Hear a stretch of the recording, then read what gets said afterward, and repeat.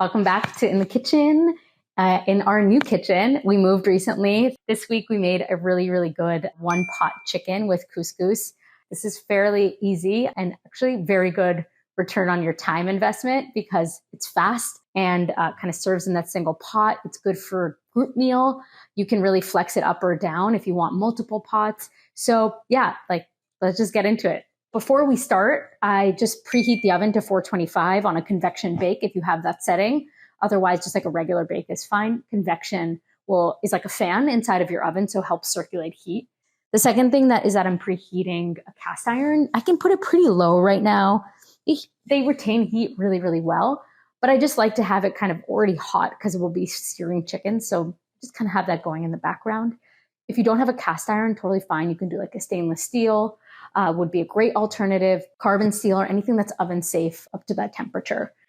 And generally you'll see the shape. So try to find something that mimics that shape. Okay, first thing that we're gonna do is start with this like marinade. And the marinade is gonna serve as both a marinade and a sauce for the end. I'm just kind of cutting off like a pretty big chunk of parsley. I would say that's probably like a cup and a half or like a hefty cup or so, maybe a tiny bit more. I'm not super picky about taking the stems out. So I'm just kind of grabbing the whole thing all together and going to chop pretty fine, but not crazy fine, you know? What Kenji did, and that I'm borrowing, is that he also marinated the chicken in half of that same kind of sauce garnish thing. So you get like a 2-for-1. So like, I'm pretty happy with that. I don't think it needs to be too much finer. I've got my parsley in here.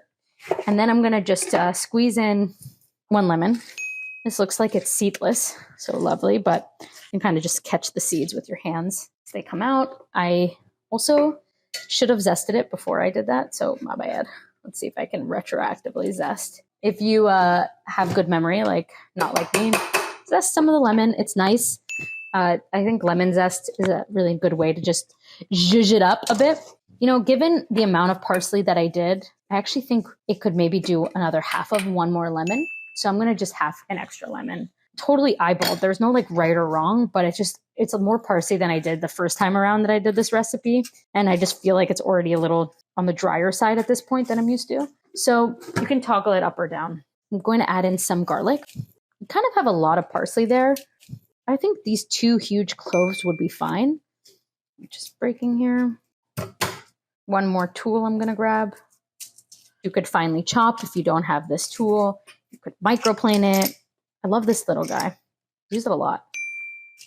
One other thing that I learned actually from Kenji in his recipe for this is that the advantage of adding lemon before you add in the garlic helps with having the garlic be a bit more of a mild flavor. So that's why we added the lemon in first. There's some chemistry there. That has to do with like rupturing the garlic cells, which is how you get that taste. So kind of like to mix it in. And now we just add in some olive oil and some salt. Eyeballing. We kind of have like a chimichurri vibe going on now. Yeah, it's not so dissimilar. You could add in more here. I kind of just add in some Diamond Crystal kosher salt. Optional, you can add in some harissa paste. It's a chili paste that's pretty punchy on the spice scale. It's delicious. Garlicky. What tends to happen is that it sort of mellows out a little bit with time. So I'm not like too concerned about it being very garlicky right now. I want that. Kenji adds in some oregano at this point. Garlic powder, do you. Have fun. So the next part is really just marinating the chicken. So this is our like marinade sauce thing. We're going to use about half of it. Bloop, glop, glop. Keeping that. Reserves. I'm going to add a little harissa, a little spice. Nothing will happen if you don't. I promise it will be so freaking tasty without it. I have 3 legs and 3 thighs, which I just asked the butcher to butcher for us. Any kind of chicken will do here, right? Like the bone and thighs are great. I personally love those because they're just like really juicy, tender, forgiving of a cut. I'm going to get handsy with this chicken and I'm going to add a bit more salt. Maybe just a touch more olive oil. It's kind of a lot. I could have probably done a touch less of that marinade, but you know, whatever. More marinade and less problems, you know. That's what they say. Let's do a quick hand wash before we go into the cast iron. maybe just a touch of oil, nothing crazy. At this point, your goal is just to brown the tops of the chicken, and then we're going to take it out. So this is a little bit more chicken than I did last time because we have one more guest added into the mix tonight for dinner. So we're kind of testing out this recipe live to see what's the quantity we can get out of this. So I'll just grab those tongs that were on the raw chicken.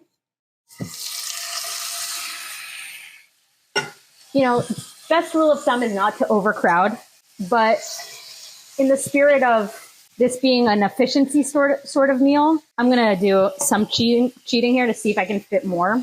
First time I did it, I had one less leg, which is now showing a stray leg here. I'm going to let these cook for a bit, and then I think as they're cooking, it's going to shrink and make room for one more. Notice that I went skin side down because we're browning the skin. While that's browning, we're going to prep a couple of other veggies that we need. So I'll take about 2 shallots. I really love the shallot part. They're much more mild than regular onions. I try to prep everything once. So if I'm going to peel 5 onions, I'll peel all the onions before I cut them. Since shallots are so wonky shaped, I just kind of like them in long pieces, basically. Just going to put them in a bowl. And then some zucchini.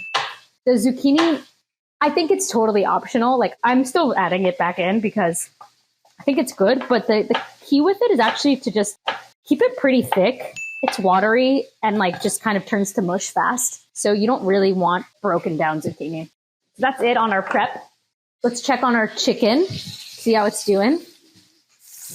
That's starting to get there. So that one's almost, I think that's pretty good. Sometimes, look, I'll brown a little bit on the other side. My grandma does this, she'll brown both sides, but one side's going to be pretty submerged. So it's NBD, really the side that's exposed is what you want to stay browned.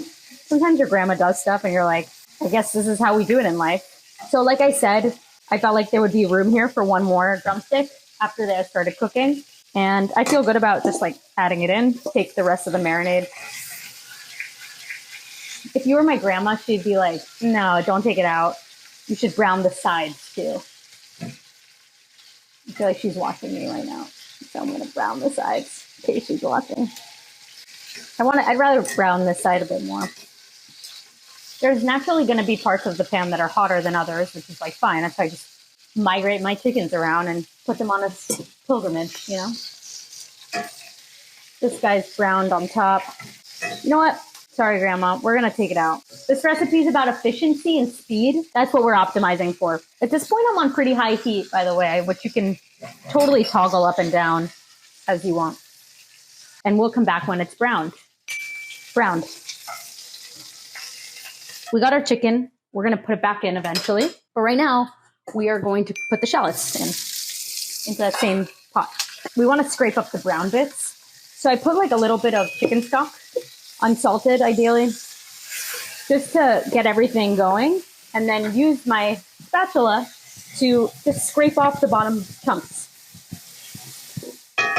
So you see we kind of got all that bottom delicious chicken bits off. These are all just going to give flavor. It smells freaking amazing in here, right? While those are browning, we're just going to add in the couscous. And I'm measuring this out. I think it was 1.5 cups. Then we want to do 2.25 of broth. And we're really just trying to brown the shallots, which I think we've done at this point. So I feel good about adding in the couscous. So in comes the couscous. That's the 1.5 cups. If you're feeling extra frisky, you could add in some butter, which is what I'm going to do. So with couscous, you do want to toast it a little bit. Dry toast is fine. You don't need to add any butter at this point. That was just me wanting to be indulgent. And then while that's toasting, I'm just going to kind of prep my stock. I'm doing more than I did last time. So I want to make sure everything's going to fit after. So I'll start with 2 and then end with a splash is probably what I'll do. Chicken stock just kind of has more flavor, right? And you already have the chicken. So already not going veggie here. But any stock would be fine, right? Veggie stock is fine. If you have the cubes, you could do the cubes and mix it in before. You could do water and just kind of add a little bit more salt there to give it flavor. Or if you have the powdered bean, you could add that in too. So I'm going to add in, I'm measuring here, 1 cup, 2 cup, already pretty hot. I'm lowering the heat a little bit and change. I think I want to do just a touch more of salt because this is unsalted. And at this point, we're just going to put all that chicken back in. Hello, nice to see you again. It's been too long. So I'm trying to make sure that the skin is still exposed because we want it to continue browning. So the idea here is that it's submerged and it's like braising essentially inside. Then we have these chicken juices that all came out. I kind of like for it to simmer a little bit before I put it in the oven. Ideally, you're not like overflowing like I kind of am, but the couscous is going to really soak this all up. And timer.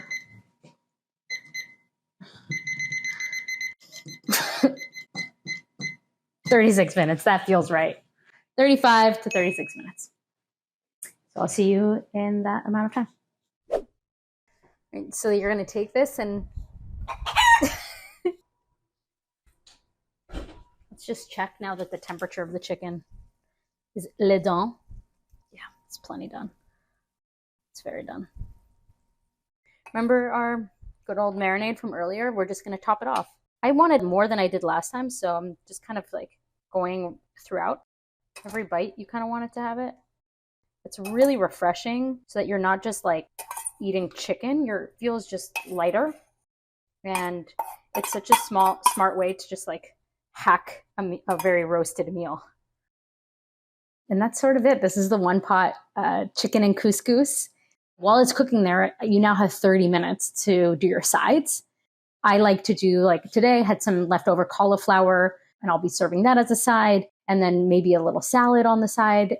All those things you can easily whip up while it's in the oven. The active cooking time is all front loaded, and at the end, you just kind of come out with this beautiful meal. And yeah, just scoop and serve and wow your guests. That's it. Thanks for tuning in.